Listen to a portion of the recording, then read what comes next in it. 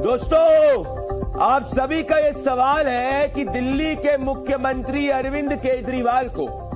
Enforcement directorate ने गिरफ्तार क्यों किया है। ये आज आपका सवाल रहा है और इसके साथ में आपका सवाल है जो आपने दर्शकों हमको लिख के भेजा है और आज मैं प्रदीप भंडारी उसका जवाब दूंगा कि दिल्ली में अगर दिल्ली के मुख्यमंत्री अरविंद केजरीवाल की गिरफ्तारी आगे कंटिन्यू होती है तो दिल्ली की सरकार कैसे चलेगी।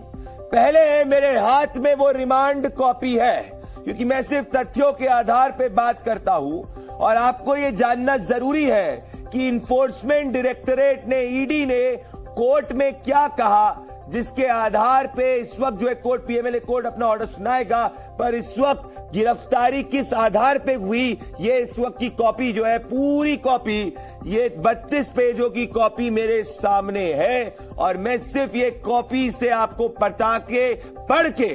ये समझाना चाहता हूं कि ईडी ने क्या क्या आरोप और क्या क्या दावे और क्या क्या दलील कोर्ट में रखी है। ये जो केस है ये directorate of enforcement versus Arvind Kejriwal है, जो अगर आप ध्यान से देखेंगे राउज एवेन्यू डिस्ट्रिक्ट कोर्ट के अंदर चल रहा है। इसमें ईडी ने पेज नंबर 3 पे, मैं पढ़ूंगा पेज नंबर 3 पे, ये जो एफआईआर है ये एफआईआर का जिक्र पॉइंट 5 पे किया है। ईडी पेज नंबर 11 पे अगर आप आते हैं तो ईडी पेज नंबर 11 पर ये कोर्ट में कहती है 6.2 पे, जो यहां पे इस वक्त मार्किंग करी है मेरी टीम ने,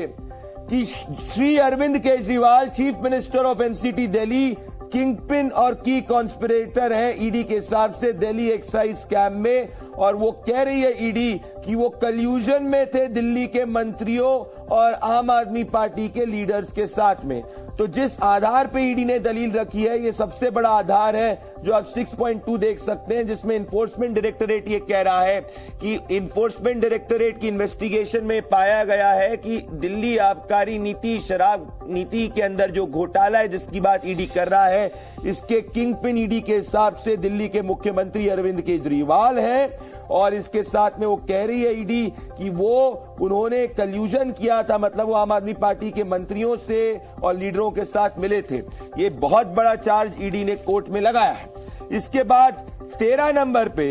अगर आप देखेंगे वापस से ईडी अरविंद केजरीवाल जी के नाम का जिक्र करती है और ईडी कहती है कि जिसमें बात की गई है role in demanding kickbacks and meeting with south group. तो कह रहे हैं कि यहां पे रिश्वतखोरी के अंदर रोल के बारे में बात कर रही है ईडी 6.22 में, जिसमें ईडी अपने डॉक्यूमेंट से कहती है कि Shri Arvind Kejriwal has demanded kickbacks from the south group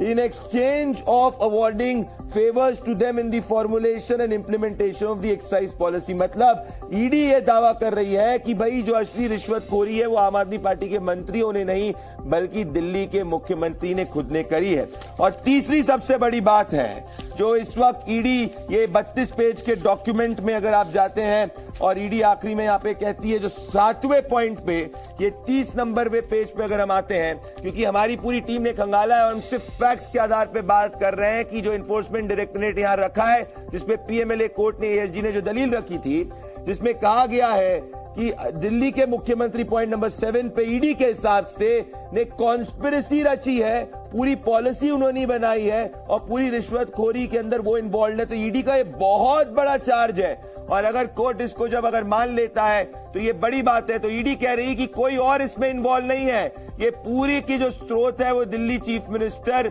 खुद है किकबैक्स रिसीव करने में। ये पॉइंट नंबर 7 ईडी की चार्जशीट के 30 नंबर पेज पे, और इसी के आधार पे